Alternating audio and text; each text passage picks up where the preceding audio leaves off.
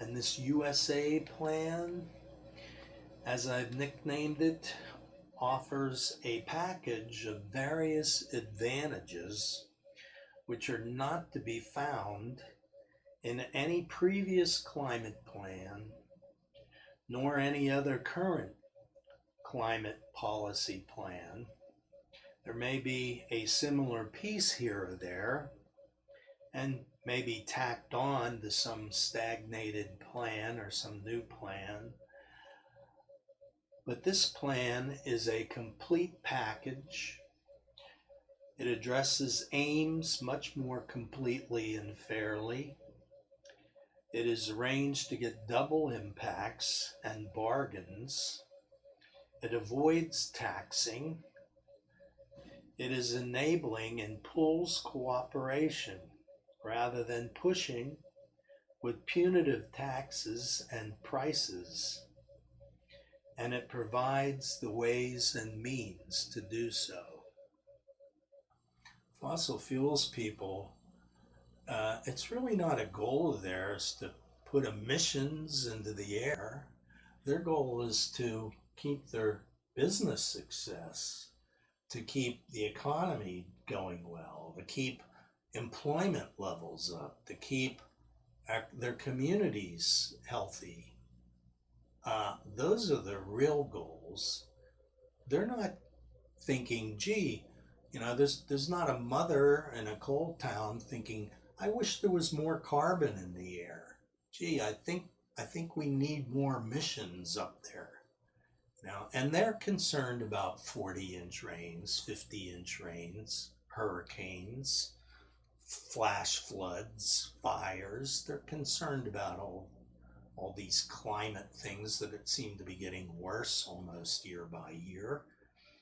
And the environmentalists, they're really only concerned with lowering emissions, save the livable climate for the planet. So our real goals don't conflict. If we have a good plan that lowers emissions, but keeps our business and economy and employment levels and communities, keeps those things healthy at current standards, and even having them grow over time, the well-being of all the fossil fuels community. There's no conflict in the goals there if you have a plan that lowers the emissions independent of these other things and provides for these other things to stay up at the good levels. So there's no reason we really can't agree on a good plan that reaches all our goals and gets those emissions down. The policy framework that I'm suggesting would aim to be politically viable by involving no taxes nor fees and being largely voluntary. It also uses tax incentives via tax forgiveness in return for early retiring of prioritized dirty assets and the making of transformative investments, clean business investments. It compensates fossil fuels businesses, investors, employees in a fair and financially neutral way, not hurting the fossil fuels communities. And the framework suggests various methods of voluntary financing to make this all quite affordable. The prospect with this USA plan for climate defense is to cleverly eliminate the need for any increased taxes. It uses tax incentives in terms of forgiving taxes. My program encourages fossil fuel companies to move small bits of their investment over into clean energy. We would be creating a market for their dirty assets that the government would be buying up and compensating them for, so that they wouldn't lose by retiring dirty assets. But it would have the stipulation that they would have to put that money that they're compensated for their dirty assets, they would have to invest that into clean energy or clean businesses of some sort.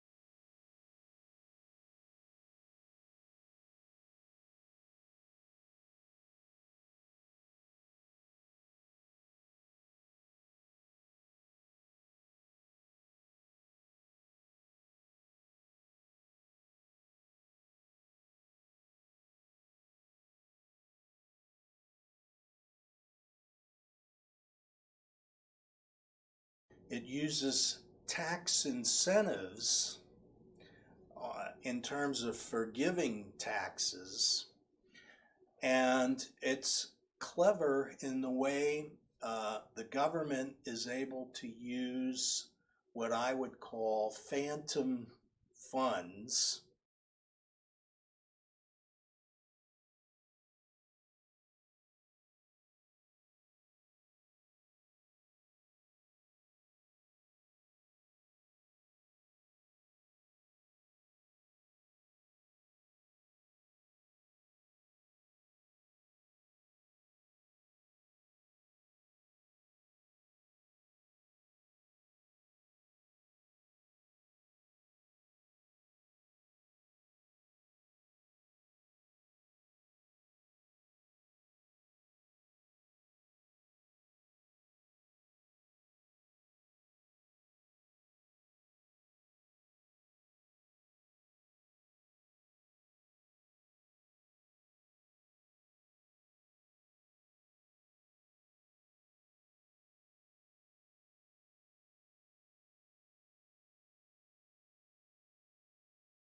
I would just like to point out that there are often plenty of governments already using tax forgiveness advantageously, and I'll give you a few quick examples. Atlanta, Georgia. Long ago, Atlanta decided to offer some tax forgiveness in an attempt to grow business in the area. And boy, did they ever grow. In any case, Atlanta accomplished its objective. Cities and states also forgive taxes to attract large film and television projects. And places which do not offer tax forgiveness often lose the business to places that will use tax forgiveness. Cities have also provided funding and tax forgiveness to prevent the loss of sports teams from leaving town. More recently, you've probably heard about Amazon planning to open a second headquarters and numerous cities competing to be chosen as the location. And most likely, most of the cities probably included various extents of tax forgiveness in their attempts to be chosen by Amazon. Probably because what would they be giving up? Taxes they very possibly or probably wouldn't have had otherwise. If Amazon doesn't move there, they're not going to be able to tax Amazon anyway. They're not going to have those taxes. So what are they giving up? By telling Amazon, move here and we'll give up some of your taxes for a while. They're going to have as many taxes as they would have collected anyway. And they're going to have Amazon there and a lot of employees paying taxes and so on, a lot more business in the area. And I'll guess that all of the finalists in Amazon's consideration probably used tax forgiveness to their great advantage in competing for that growth of business. So question the aims maybe, but not the impact of tax forgiveness, nor perception of it as an advantage when it is questionable what, if anything, one is really giving up. So tax forgiveness is a pretty powerful instrument. Now, critics could debate that these actions were wasteful because maybe they could have grown the city or attracted Amazon without tax forgiveness. It's possible. Are the taxes otherwise quite uncollectible and truly phantom funds, whereby the government is really giving up little to nothing through the forgiveness? Now, all of these cases for forgiving taxes are much more debatable as to the advantage. But the government of Atlanta can point to growth far beyond what would have been likely been had. Amazon's finalists probably all use tax forgiveness in their tempting efforts, and various film offices across the country will point to statistics as to how tax forgiveness is a major advantage in drawing film industry investments and productions, and how the economic benefits to the states and cities more than compensate any and all foregone taxes. So why, when those are more debatable cases, why would anyone doubt the even stronger case for benefit as to this climate crisis, with the more certain and less debatable issues of real and objective science and climate change? In this case of climate change, the advantage is less debatable, as undebatable as our 50-inch rains, 5-foot snows, 500-year floods every 5 years, ice melting, heat waves in Alaska, record fires and fire seasons, and a long row of the hottest years in history.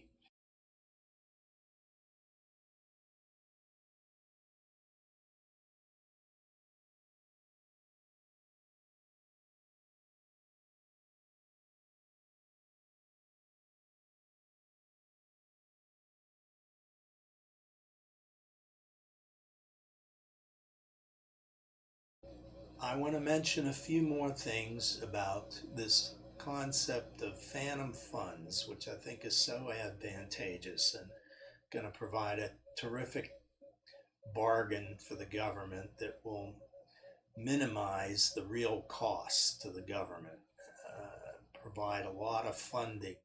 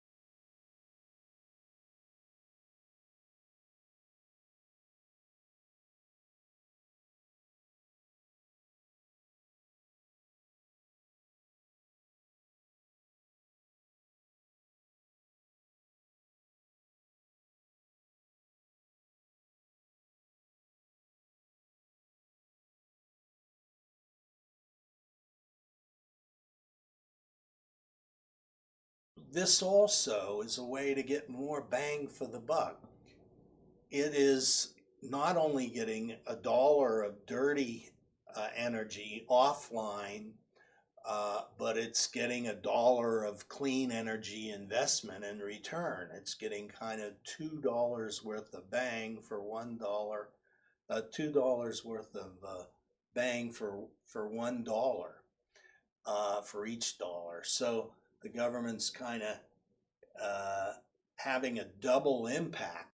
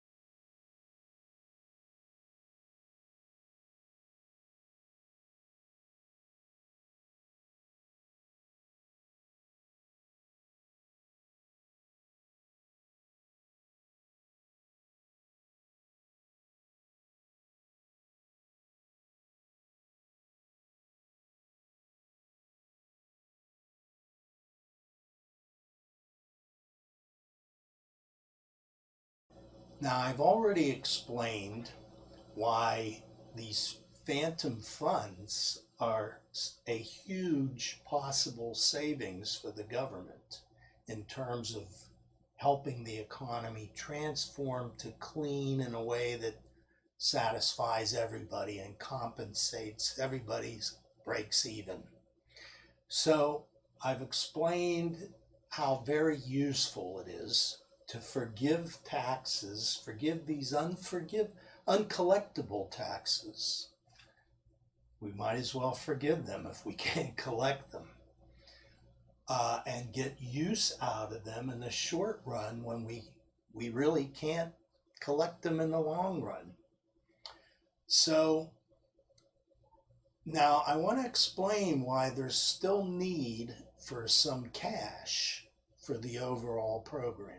Now, the fossil fuels producers who were getting to retire dirty assets, they're going to be producing emissions if we don't retire them and keep within our limits of what nature says we can burn and emit into the atmosphere.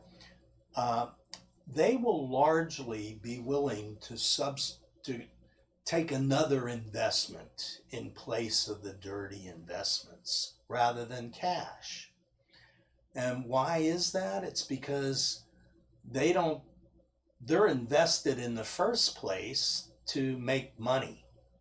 They don't want cash that's just sitting there.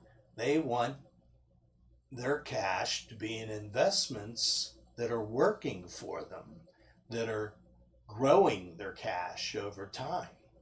So most of the fossil fuel producers will probably be happy to take another investment in return for the investments they have.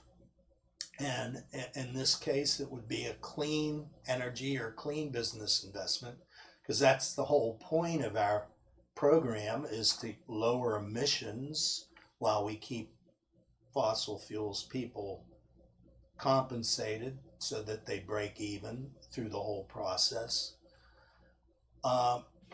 So most of this is, as it's taken offline and producing emissions, it's going to be building up a kind of equivalent amount of clean investment and clean new business. But there will be a need for cash. There'll be a big need for cash, even though it may only be a fraction of all this transformation. Even that fraction is a large amount.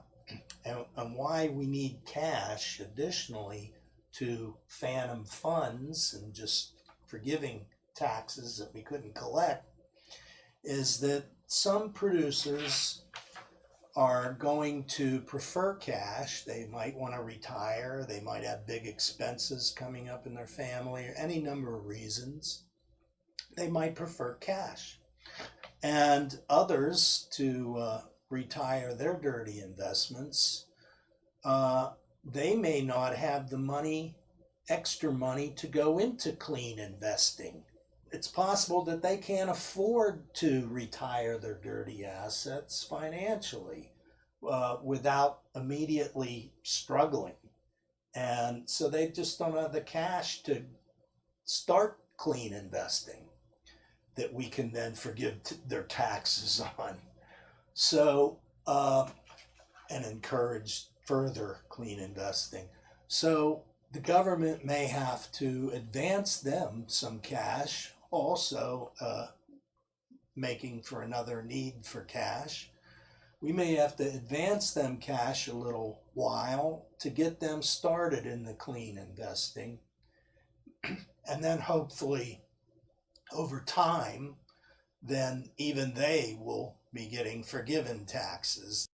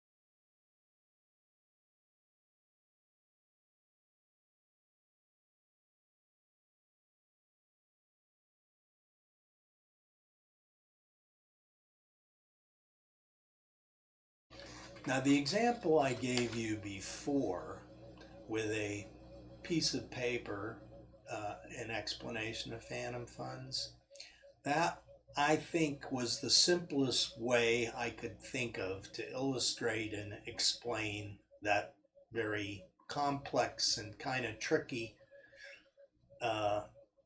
economic reality. And it's probably the trickiest aspect of the whole plan here, to take advantage of those uncollectible taxes by forgiving them, and how advantageous forgiving taxes will be in that sense of saving taxpayer dollars by using these phantom funds. Now, there's another aspect I want to touch on that's trickier yet, and but we're going to get through this. Now, the tricky aspect that I'm referring to is this. If we limit ourselves to forgiving those taxes on clean business of theirs, we're going to be limited to a pretty small fraction of the business for a lot of these companies.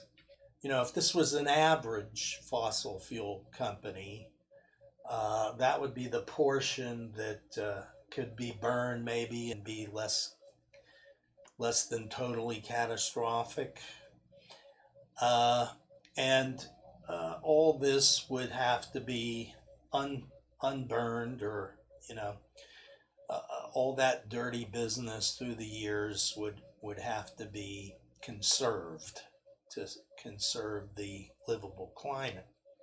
Now, if this is the total business, their profits might only be a tenth of that.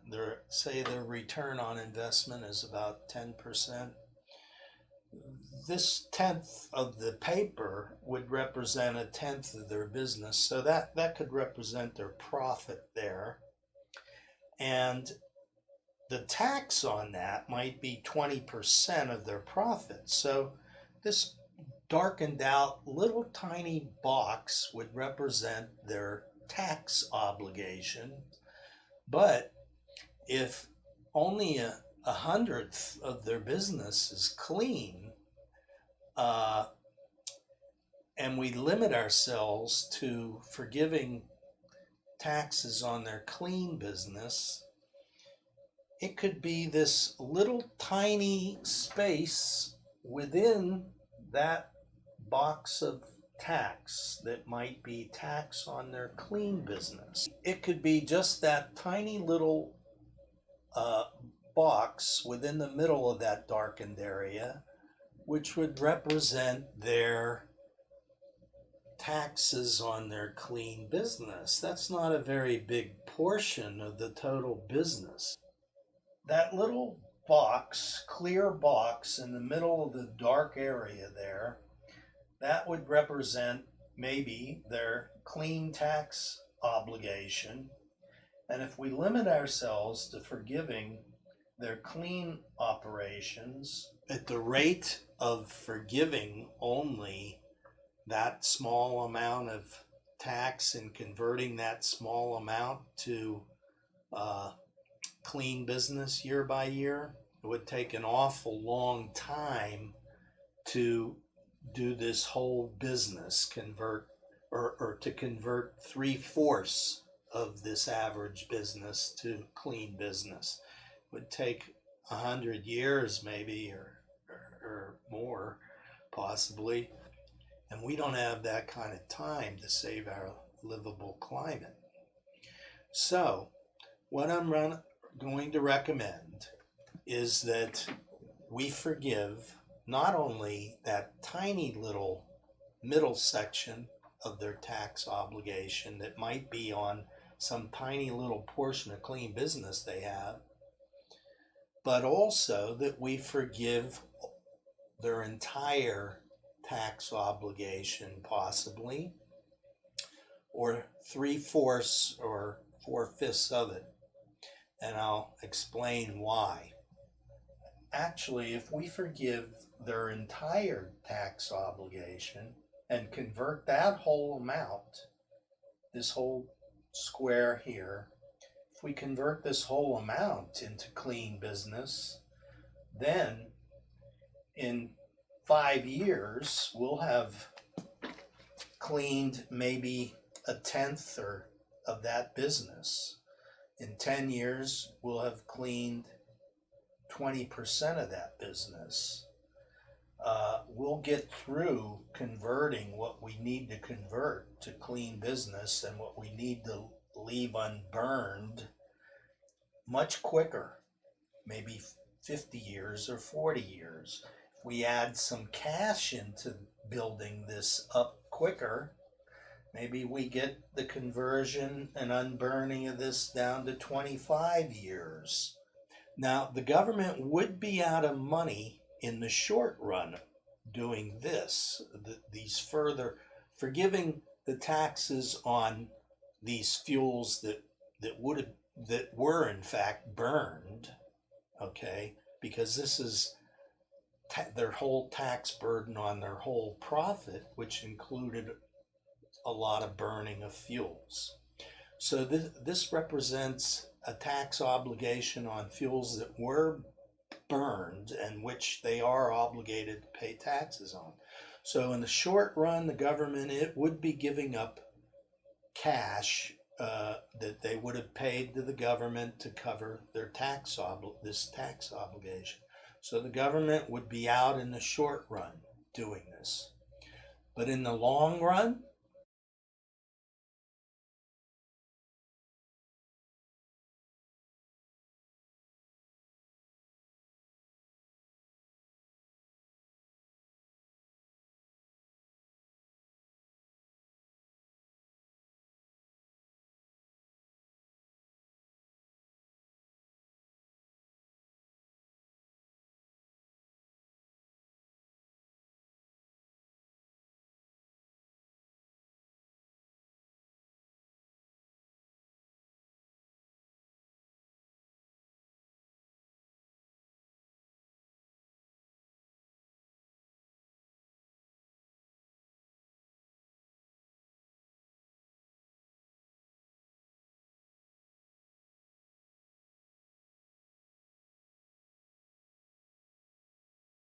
even if this wasn't phantom funds at all, it would still be a bargain.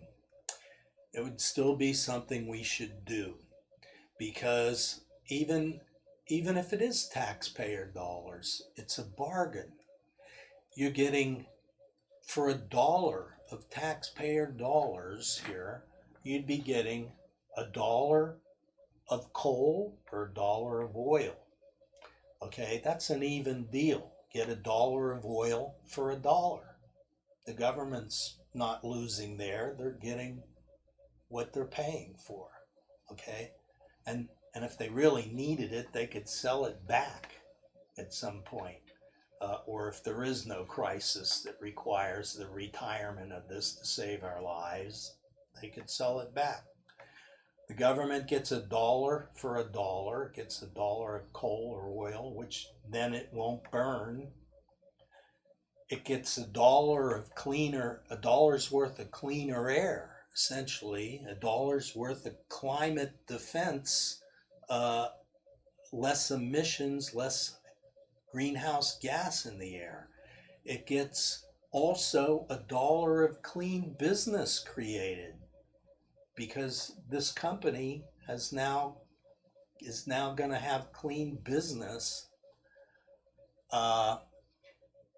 It gets also cost savings, because with less disasters in the future, because we've addressed the climate and defended it, there won't be as many climate disasters in the future, costing the government a lot of money, a lot of taxpayer money.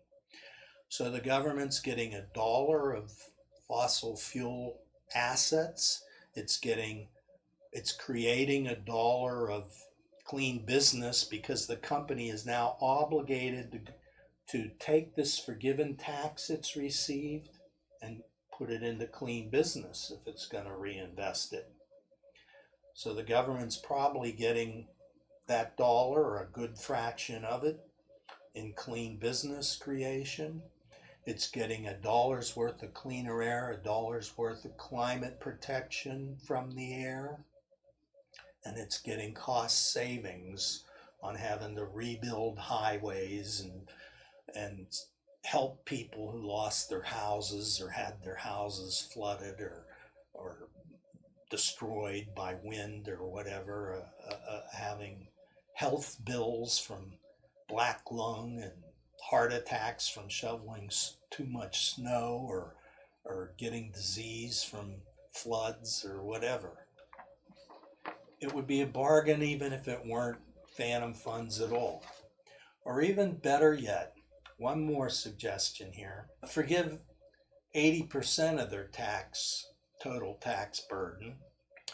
If 80% is the amount of transformation we think we're going to need, with us converting this much to clean, we convert and leave unburned what we need to do in a much shorter amount of time, because we're taking a much bigger chunk and converting it to clean business year by year. We could forgive 80% of their total tax burden, which would be way bigger, maybe 100 times bigger than their clean business tax burden. We could forgive a bigger tax burden for that company and get a bigger chunk of it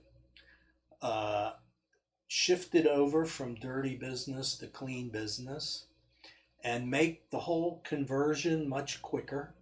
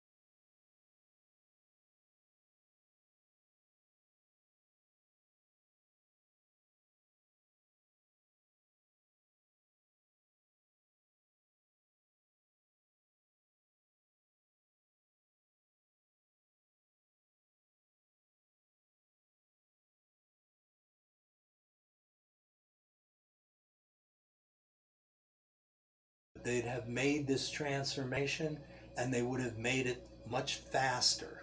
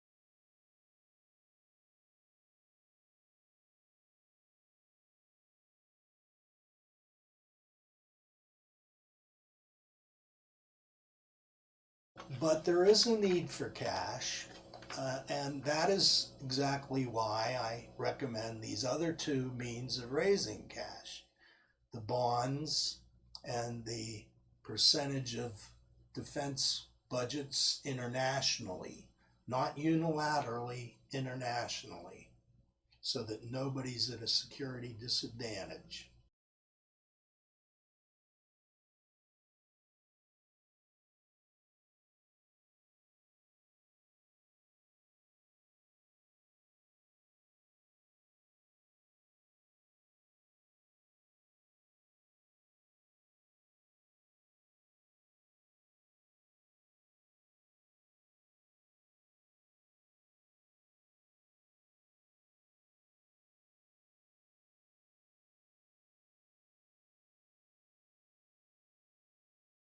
Raising funds via government bonds paying competitive interest and tax-free for this great cause of defending ourselves from climate catastrophe.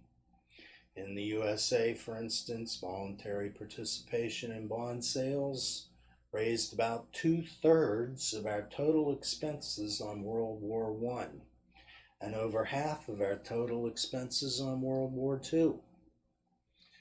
Bond sales can raise a lot of money in a voluntary way.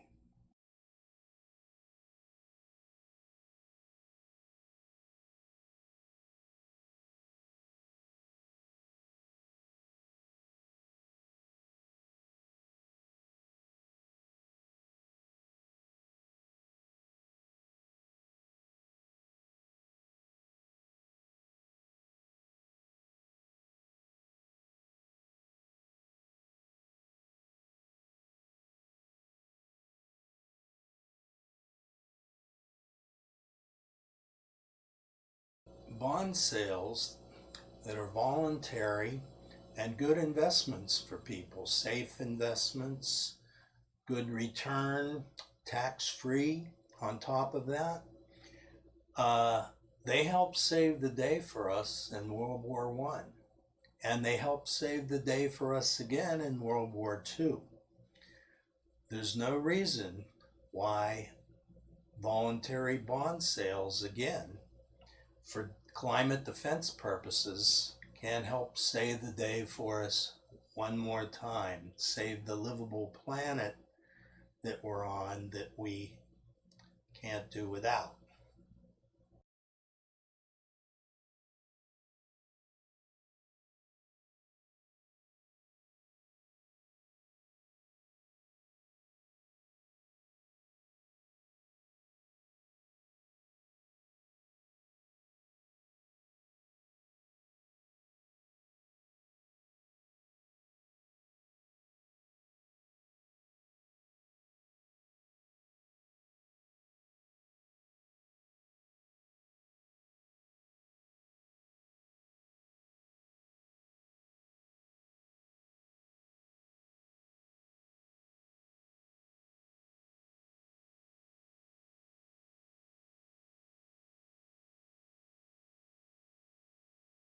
Stimulation of the economy and resulting increases in revenues will likely also offset a significant portion of the costs of this overall policy and program. We're already in a danger zone where we're having increased damages from storms and climate effects. We're in a danger zone and we're approaching greater and greater damages. And if we had to suddenly stop on a dime, stop our emissions on a dime, I hate to think about it. I don't even want to imagine if we had to stop our emissions on a dime because we've waited to the last minute to try to address the emissions problem relating to climate. Now, if we start forgiving these taxes, we can be actively getting all this offline, all these emissions producing activities offline, and we'll be slowing, because we're creating new business as well, we would be much slowing our emissions and our progress, if you want to call it that, towards greater dangers and towards possibly a warlike scale of casualties. So we need to get into action and start making sure that we limit ourselves to what is safe, or at least not as catastrophic.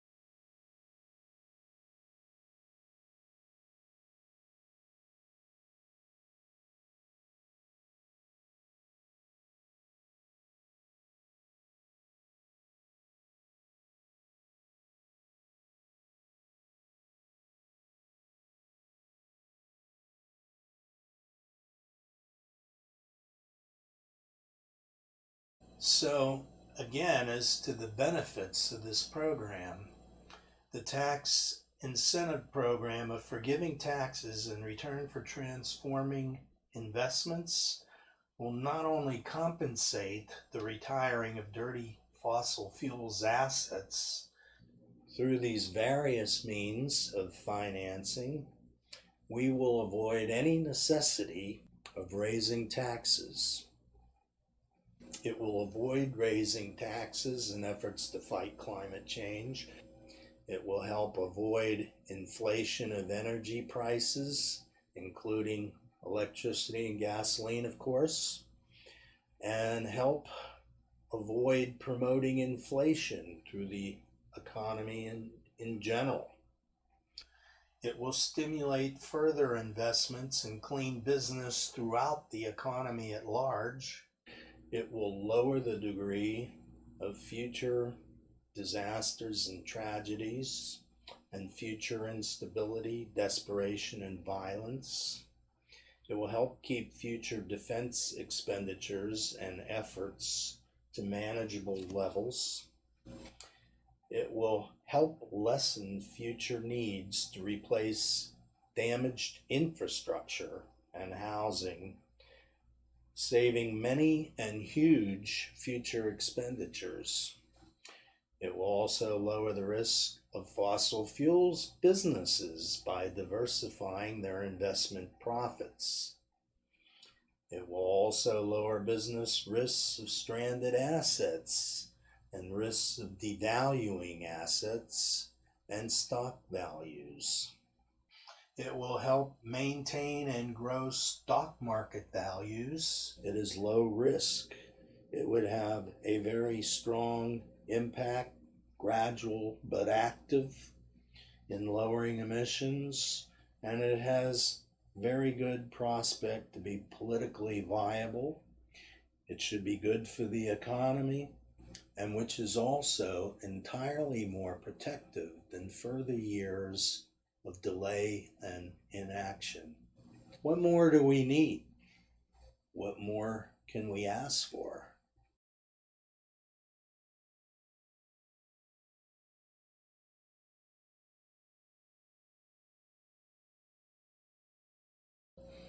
It may not be perfect, but I find it difficult to imagine we'll have a more workable plan anytime in the foreseeable future with low risk and better probabilities for sustainable success in significantly lowering emissions in timely and reliable fashion.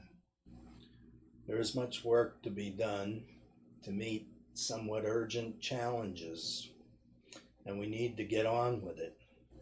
I believe that a task force should be set up to start up a new administrative department with a guiding and overseeing commission to implement and direct this climate defense effort along the lines and with the mechanisms described in the framework herein. And it should indeed become the U.S. plan for climate defense through popular agreement and acceptance, and the legislation of our federal government, the Congress, and a supportive president. There are many decisions to be made and details to be addressed.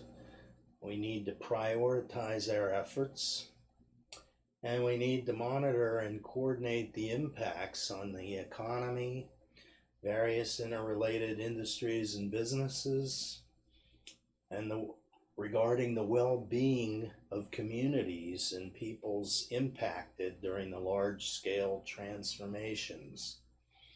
As just 3 examples, it would serve us to have good communications and coordination between fossil fuels production and the electric utilities, which, though diversifying somewhat already, to a good extent actually, they are still fed fossil fuels in huge quantities. It would be beneficial to have good coordination and communication between the automobile industries and the fossil fuels producers on whom they are largely currently dependent to fuel our nation's vehicles. And railroads depend on fossil fuels for a significant portion of their business. So we probably should give some attention to the ongoing health of our rail businesses as well. These and other issues of prioritization and details would occupy the attention and skills of a commission, and the overall climate defense effort will likely require ongoing administration for a good number of years.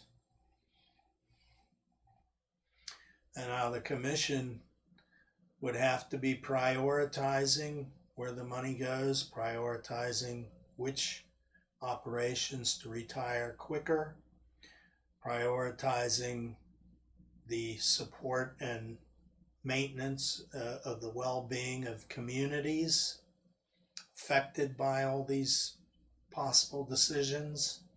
So there's a lot of details and decisions for a commission to attend to regularly. And this tax incentive program, under the oversight and direction of a guiding commission and administration, will bring about transformative investments in a prioritized and coordinated way, sensitive to and protective of the well-being of businesses and the economy, and also sensitive to and protective of the social well-being and ongoing viability of communities as well. And these concerns will be anticipated and addressed far beyond any such sensitivity and considerations offered within taxation policies. The public acceptance of these tax arrangements, tax forgiveness arrangements, fair compensation, volunteer participation, volunteer funding, and funding without raising taxes. The public acceptance of all that cannot be compared to how the public will or will not accept taxation and higher energy prices, nor all that can imply for the rest of the economy and businesses and communities.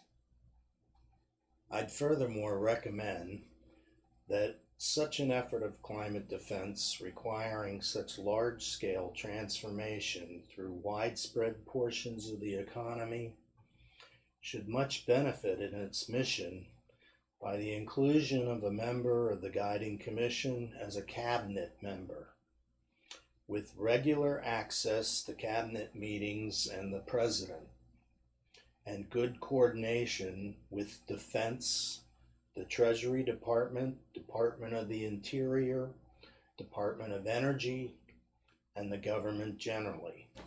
So I'm recommending that there be a new cabinet position with a member from the commission guiding this policy and program of transformation for climate defense. This overall program is in accord with the overwhelming preponderance of scientific analyses and predictions, and provides a framework for strong action towards mitigating disastrous impacts of intensifying climate change.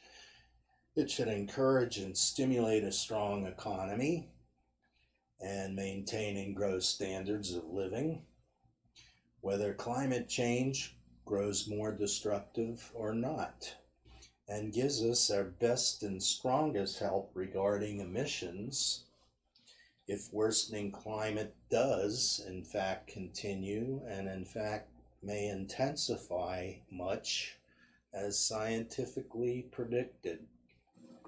Via this policy framework, we will have a prioritized tax incentive program involving tax forgiveness and phantom funds providing a huge savings, creatively financed and involving no taxes, no further taxes, and most largely voluntary participation by businesses, fairly compensating fossil fuels communities, owners, investors, employees. And through this, we will have a strong and timely means of directly reducing emissions, and a means that will become politically acceptable and viable as a action that we can actually do and having impact on emissions in a strong way. It will be well affordable, it would involve low risk, and which is also entirely more protective than further years of delay and inaction.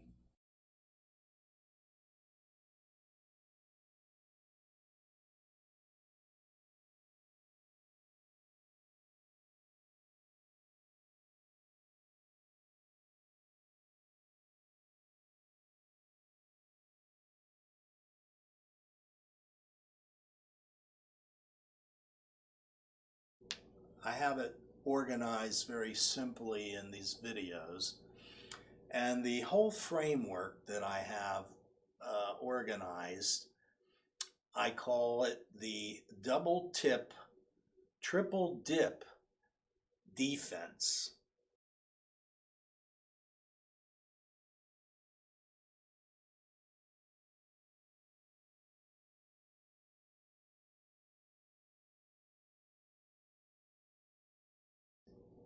It sounds like a football play, but every part of that title kind of refers to a different aspect of the overall program and policy.